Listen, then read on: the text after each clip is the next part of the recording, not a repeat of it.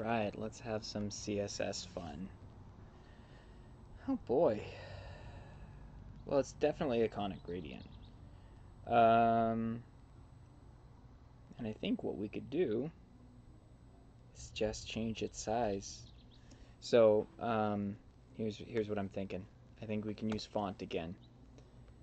And just use the HTML body. So this will be the HTML here, and then our body will have a little bit of a border radius, and we'll just set a different size using font to get the positioning right for it. So if the gradient is only this big, it'll tile across and look right.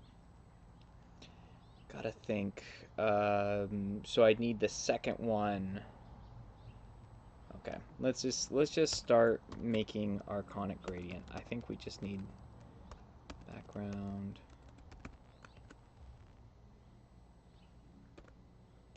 And background is going to be conic gradient. Actually, we could do a repeating conic gradient. That's what we need. Okay, because repeating dash conic gradient. I don't know why conic gradients don't show up in the autocomplete. I say that every time. It still feels odd. So first value, I think, will be... Oh, is it different colors of... Oh, it's two different colors. That's what a variable's for. All right. We're going to start with that color, right? And it's going to go 25%. We're going to hit comma. And then we're going to go to this dark red color, Control V, and it's going to go 0 to 50%. It's not showing up because I spelled background wrong. Okay. So we're getting everything there. Do I need a 0 here? I think I need a 0 on this one. Yes, I do. Okay. So what we're having happen is it's starting in the middle. Turn off slide to compare. And we're going to 25%, and then we're going to 50%. But because it's repeating, those are the only two color stops I have to declare, and then it goes back around. So this first one actually needs to be that color here. Control V. Nope, wrong one. That one. Okay, there. And what I will do now is I can say at 0, 0, comma. Okay, 0. Okay, so it's all the way to the left, and then 50 pixels. Okay, 70. And this we can also make into a either we do a variable or we use the font related values for it. Okay, so we have a first conic gradient built, and what we're going to do now is hit the star, and I'm going to... We can just use margin on this to get the size. So I'm actually going to put a background on the body for the moment, just so I can see it. And we're going to margin it into place. Margin. We're going to hit 0 on the top. We're going to have something like 80 on the sides, I bet. 80. Oh, got to click back down over here. There we go, and... Okay, yeah, I can just do the bottom, 120. 140. There we go. Let's throw a border radius on it. Once I have our size right, then I can work on this gradient to get it to match up here as well. 1 inch. Oh yeah. Oh, it's just on the bottom. Okay, border radius is going to be 0, 0. 1 inch is too much, so let's go 30 pixels. 35. I'm having a hard time seeing if that's off or not because of this. Well, let's change this to black. There we go. Much closer, much more of a contrast. 38? Seems like 38 pixels. I'll probably change it to Q. On this, I don't think it's going to matter, and it'll be something like 40. Right? I'm going to get real close.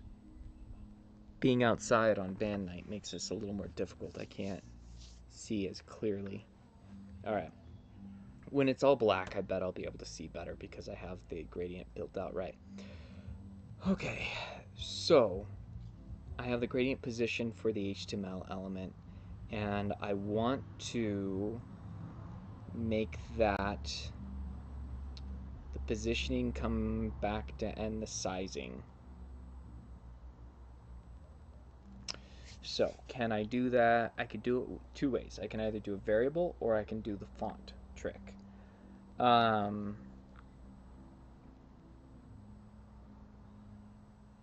0, 0 is not what I want, so the font trick would be a little bit difficult because I'd need it to be not the same. So I think what I need to do is wrap this in a var.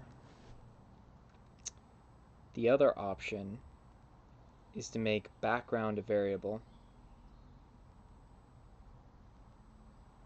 The whole thing, and do the positioning here on this point of it. No, that actually won't work. That won't work. Okay. If I do the positioning here, what'll happen is we'll get tiling instead of the full stretch like I want. And then I'd have to size it as well. But I'm having to do that anyways, but it's extra characters. I know there's got to be a way. I have to variable the second color. I have to position it in the middle, right here. I need it to be so that this repeating gradient starts right at this point here in the middle. So okay, yeah, I think what we will make this var --p for position. That helps me kind of remember it, and we'll do that. And then you are going to be var --c, comma. Let's wrap it there. All right, so down here, get rid of that. Let's see what we end up with. Yeah, of course it's the same because. All right, so reassign C, and we're going to position it 60 pixels by 60 pixels. Let's see what we got. We got nothing. Oh, I know why. Because now, because I didn't do this. Still didn't help me any. I did --C. There we go. Okay. I think I'll have to size it too. So let's go 90. That's going across. Yeah, I'm gonna have to size it to get it to repeat properly. So 80. There we go. 80 by 80. Okay. So we got that going, and then I just need to size it over here.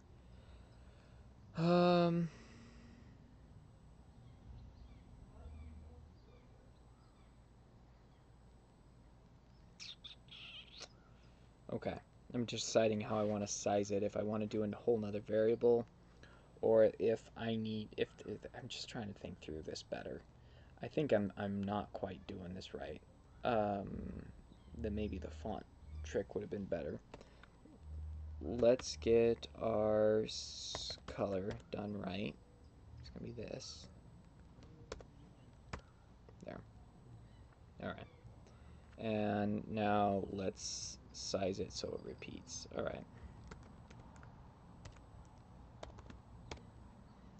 Okay, that's all I need there.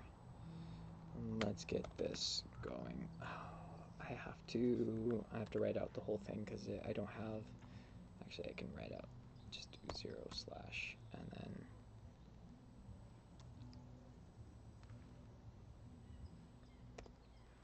then. Nope. Let's write out the whole thing up here because So that's going to break it. So we're going to have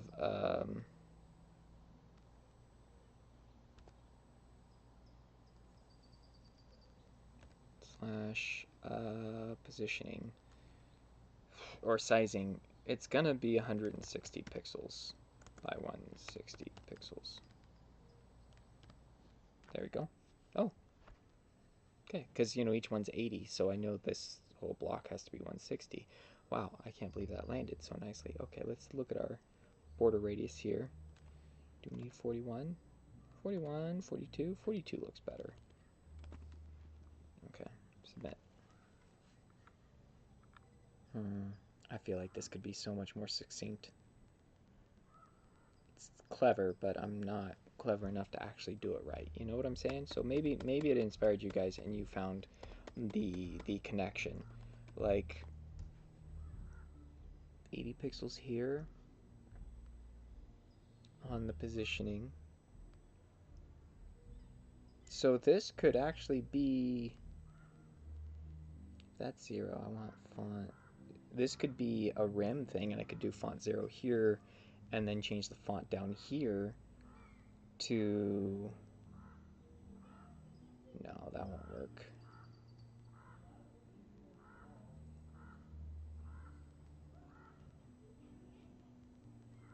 And then this is a factor of it. So I think if I had a way of easily changing between those font dependent values to like this pixel value, there's a way. I can't figure it out, and it's band night, so I got some other stuff to do. I gotta go watch the kids. They're watching the new episodes of Phineas and Ferb right now, so they are occupied. 198. Man, I just have this feeling that I'm gonna like wake up tomorrow and realize how this could be better. All right, cool, but it's good enough. See you guys.